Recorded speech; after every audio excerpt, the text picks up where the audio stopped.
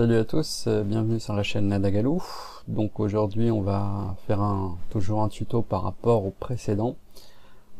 Tout d'abord, avant de commencer, je voulais remercier tous ceux qui suivent cette chaîne.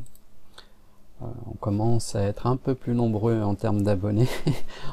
On va peut-être arriver à dépasser les 100 abonnés et puis c'est peut-être arriver à 1000 et voire plus. Donc dans mon précédent tutoriel, je vous ai expliqué, je vais le rouvrir un petit peu, qui s'appelait Bones. Dans mon précédent tutoriel, donc on avait fait ceci, c'est-à-dire, voilà, donc un tube qui se déforme, donc quelque chose de dynamique.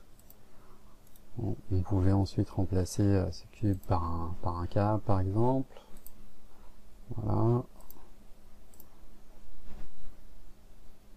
Et donc pour faire ce tuto, on avait utilisé des contraintes, des rigid body et des bones. Là on va faire à peu près la même chose, mais sans utiliser les bones. Donc on va regarder tout de suite ce que ça donne. Donc imaginons que ceci soit une mèche de cheveux et que cette sphère soit une tête. Voilà, donc vous avez, voyez, donc avec la gravité, la mèche de cheveux qui se replie le long de la tête, et quand la tête tourne, eh bien la mèche de cheveux suit également le mouvement. Donc ça fonctionne un petit peu de la même manière que dans le tuto précédent, sauf que au lieu d'utiliser des bones, ce coup-ci j'ai utilisé une courbe de Bézier. Donc ce cône qui n'est pas un cône, c'est en fait la courbe de Bézier sur laquelle j'avais rajouté mon cercle ici, donc pour faire un tapeur. Mais si je retire mon cercle, voilà, donc j'ai un cône, et ensuite je peux, sur mon cercle, gérer la taille de mon cercle et faire simplement un cylindre. Et donc j'ai un cylindre dynamique. Alors comment ça marche avec la courbe de Bézier? Donc ce que je vais faire, c'est que je vais, ça marche, oui, voilà. Donc je vais retirer mon cercle, et donc ici on voit, on a notre courbe de Bézier. Donc pour que ce soit plus simple, je vais passer en mode edit. Voilà, donc cette courbe de Bézier, elle a été divisée en plusieurs vertex. Et vous voyez que les vertex sont là pour déformer la courbe de Bézier. On a ici toujours des cubes rigid body. D'accord, donc ils sont en dynamique. Et ces cubes sont reliés entre eux par le biais de ces empty arrows, donc qui sont des contraintes. Donc entre deux cubes, vous faites un shift A, empty arrow, et ensuite vous allez dans l'onglet physique et vous cochez rigid body contrainte. Là vous le mettez en générique, et comme je l'ai expliqué, vous cochez toutes les cases X, Y, Z. Là j'ai tout mis à 0. J'ai laissé juste une valeur de moins 80 et de 80 sur l'angle Y, puisque si vous regardez la contrainte, moi je veux une rotation, juste une rotation qui s'effectue sur l'angle Y. Après, en fonction de ce que vous voulez, si vous voulez que ça tourne dans tous les sens, vous pouvez changer les valeurs ici en X et en Z. Donc je lance l'animation, on regarde, là vous voyez que les cubes, en fait, ne tournent pas sur eux-mêmes, ils ne tournent que sur l'axe des Y. Je vais me mettre en vue 1. Alors regardez bien le dernier cube par exemple. Vous voyez que en fonction de la valeur que vous allez mettre, le cube va plus ou moins bouger. C'est-à-dire que si j'avais mis une valeur autre que moins 80, si j'avais diminué cette valeur, on aurait eu une pliure un peu moins forte. Alors, donc, je reviens à ce que je disais par rapport à ma courbe de Bézier. Donc, je crée mes cubes, je crée mes contraintes donc, entre chaque.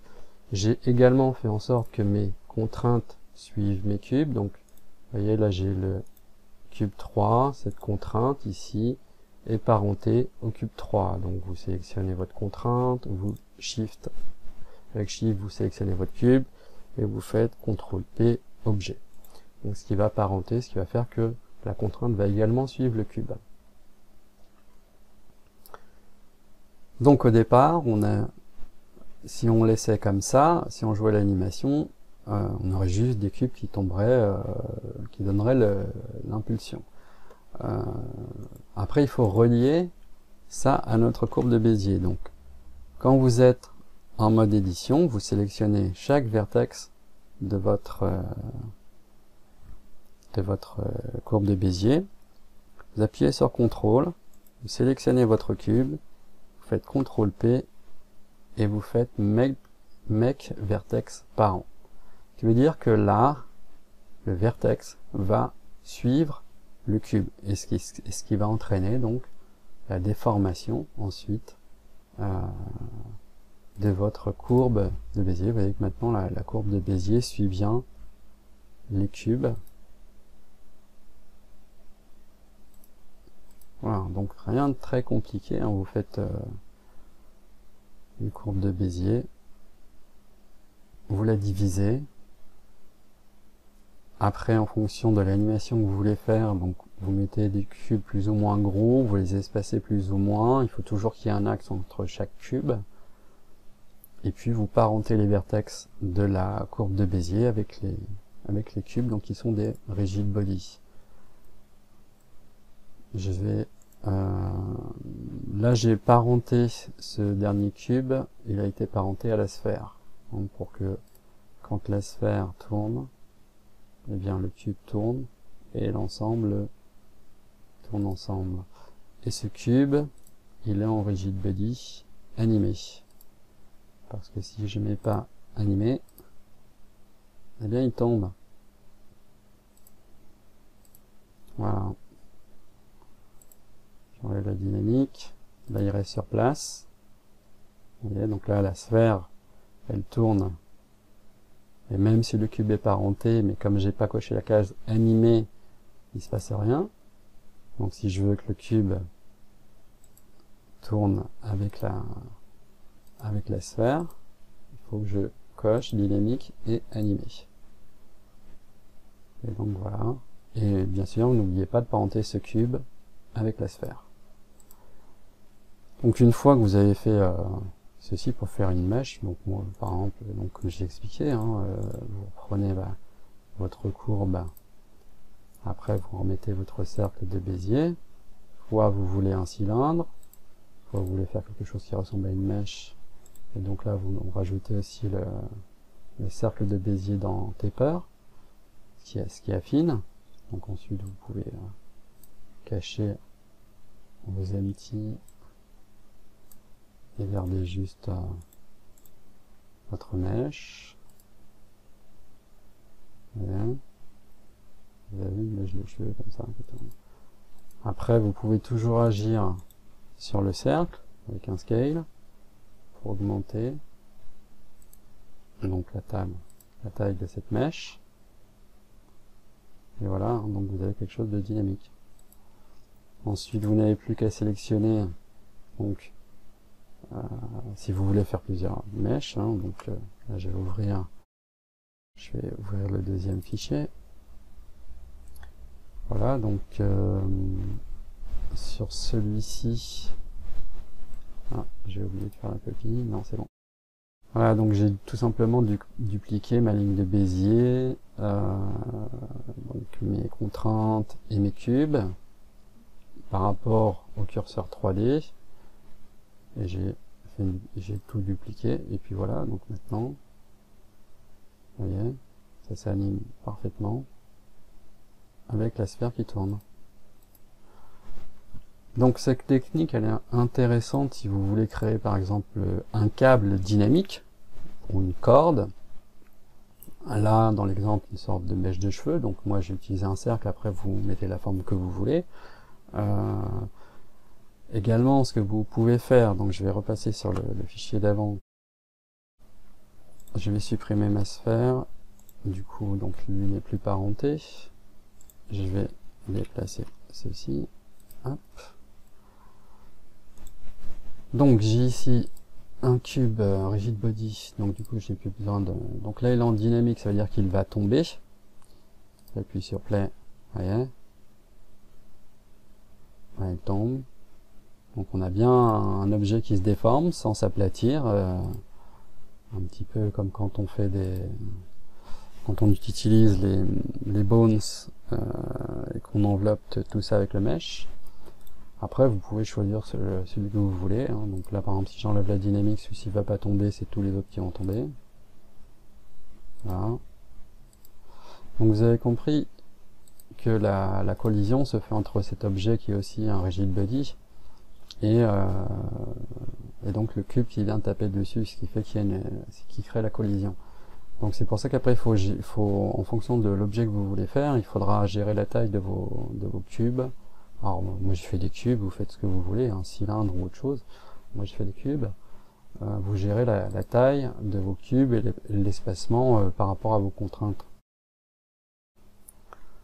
Donc et puis voilà, donc après vous pouvez faire ce que vous voulez. Bon, soit vous remettez celui-ci en dynamique, celui-ci vous lui enlevez la dynamique, du coup ça tombe de l'autre côté. Ou alors vous enlevez aussi vous rajoutez la dynamique, et donc là, vous avez tout l'objet qui tombe et qui donc rentre en collision avec tous les autres rigid body qu'il rencontrera sur son chemin. Voilà, donc un petit rappel vite fait. Donc là j'ai utilisé une courbe de Bézier. La courbe de Bézier, elle a été divisée en plusieurs vertices. Donc pour que ce soit plus visible, on enlève ça. Voilà, donc je passe au mode edit. Vous voyez, donc on a plusieurs vertices. Et donc les vertices, ensuite, par exemple, si vous avez suivi le tuto d'Eric SVM6, il a fait un tuto dernièrement sur quelqu'un qui lui avait demandé pour faire une chaîne. Et lui, il avait montré comment faire une chaîne et comment l'animer, mais en utilisant des empty et donc là des clés. C'est-à-dire que dès qu'on plaçait l'empty, le vertex était connecté, était parenté à un empty, et en bougeant l'empty, ça déformait la courbe de Bézier, et ensuite il fallait à chaque fois rajouter des clés, donc c'est pour faire une animation manuelle. Là, la variante, c'est qu'on a une animation dynamique, puisque on utilise, au lieu de parenter notre vertex avec un empty, on le parente à notre cube, donc notre rigid body. Donc je répète, on sélectionne notre vertice, on appuie sur CTRL, on sélectionne notre cube, CTRL P, make vertex parent. Et donc maintenant, le vertex suit le cube. Voilà, donc je vais relancer l'animation. Je fais dynamiquement. Et voilà. Et alors, pour les contraintes, regardez ce dernier cube et cette dernière contrainte. Voilà, regardez avec la valeur de 80, il va quasiment venir taper le cylindre qui est ici. Si je réduis ma valeur, si je mets par exemple moins 20 et 20 sur l'axe, donc là en fait en ayant coché cette case, j'ai dit que je voulais limiter la rotation sur l'axe Y de moins 20 et 20. Donc regardez là maintenant ça va plus être pareil quand je vais lancer l'animation. Vous voyez là le cube du coup maintenant, on le voit bien, il monte pas plus haut que ça. Donc ça dépend en fait, si vous regardez bien, hein, l'axe Y de ma contrainte qui est ici, j'ai limité à 20 degrés. Donc après en fonction de ce que je veux faire, ça sera à moi de changer mes paramètres et de mettre des paramètres qui conviendront le mieux. Et vous voyez que là, donc là je l'ai fait sur chacun, mais vous pouvez très bien dire qu'ici sur un ça va être 80, l'autre vous voulez qu'il bouge moins, donc ce sera plutôt 20 degrés.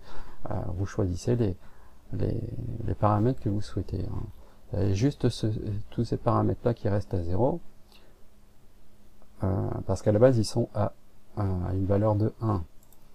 Si je les avais laissés à une valeur de 1, on va regarder ce que ça donne. Voilà, vous voyez que là maintenant ma contrainte elle bouge d'1 mètre aussi bien en X, en Y qu'en Z. C'est pour ça qu'il faut tout laisser à 0. Enfin, moi dans ce cas là je laisse tout à 0. Et voilà, donc pour faire des cheveux ça peut être intéressant, hein. Donc de faire ici, si j'ai ma tête ici au centre, ben je vais créer tout un tas de lignes comme ça de Bézier, où je vais rajouter donc un shape, par exemple un cercle, pour faire une mèche genre type cône, où je vais pouvoir déformer le cercle et faire la forme que je veux. Et puis là, en utilisant cette technique, on a quelque chose de dynamique. Et bon, ça va, hein, vous avez vu que le PC ne rame pas, on est toujours à 24 images par seconde ici, hein. Si je reprends le fichier de tout à l'heure, il y en avait 3. Donc comme on a 3 mèches, on a déjà plus de rigid body. Alors forcément, plus vous allez en mettre, plus ça pourrait après jouer un petit peu. Bon là, vous voyez le débit, le FPS, hein, il est toujours très bon, hein. Et puis on a ici de la dynamique, on a quelque chose de dynamique. Donc ce tuto peut vous permettre de faire soit quelque chose comme ça pour des cheveux, ou pour faire un collier. C'est-à-dire que si vous faites un collier, au lieu de faire une courbe de Bézier donc en forme de ligne, vous la faites en forme de cercle. Et sur chacun, si je reprends là mon cercle de Bézier, j'aurais très bien pu ici augmenter les subdivisions. Voilà, par exemple. Et puis, alors c'est ce que j'ai expliqué tout à l'heure. Donc si vous faites CTRL H ou to New Object et que vous déplacez ensuite votre empty, vous voyez, ça déforme. Donc nous, ce qu'on a fait, c'est qu'on a utilisé, d'ailleurs je ne sais même plus si j'ai non, si je vous dis pas une bêtise, est-ce que j'ai fait CTRL H? Je vais regarder sur ma courbe, je vais revenir sur ma curve. Celle-ci. Ah oui, d'accord. Ouais. Donc en fait, non. Je me suis dit une petite bêtise. Je vais revenir sur ma courbe, ce sera plus simple. Hop. Je vais faire ma visite. Voilà, donc en fait, vous sélectionnez votre vertex. Vous faites, alors, CTRL, vous sélectionnez votre cube, et CTRL H, donc, Hook to Selected Object. Ce qui fait qu'ensuite, quand vous allez ici dans les modifiers, vous voyez que chaque vertex, en fait, a été assigné à un cube. Cube 1, cube 2, cube 3, et ainsi de suite. Voilà. Mais bon, c'est à peu près pareil, hein. J'ai mis vertex par an, mais bon, ça marche aussi. Donc voilà, et puis vous avez votre animation. Donc ça peut être intéressant pour faire un câble, pour faire tout un tas de choses, des cordes. Ce qui est intéressant, c'est la dynamique et le fait que l'objet en lui-même ne se déforme, se plie, mais il ne s'aplatit pas. Vous voyez, il garde sa forme de cône en fait, hein. Et c'est la collision des cubes sur un autre rigid body, donc par exemple là, en l'occurrence la sphère, qui va donner ce côté dynamique des choses. Voilà, c'est une autre possibilité. La dernière fois on avait vu avec sur le précédent tuto, c'était avec les bones, et là on utilise une courbe de Bézier. Voilà, donc je vous dis à très bientôt pour un prochain tuto. Si vous avez des questions, n'hésitez pas à poser des questions. Et puis, on se revoit dans un prochain tuto et merci encore de suivre cette chaîne. Salut à tous!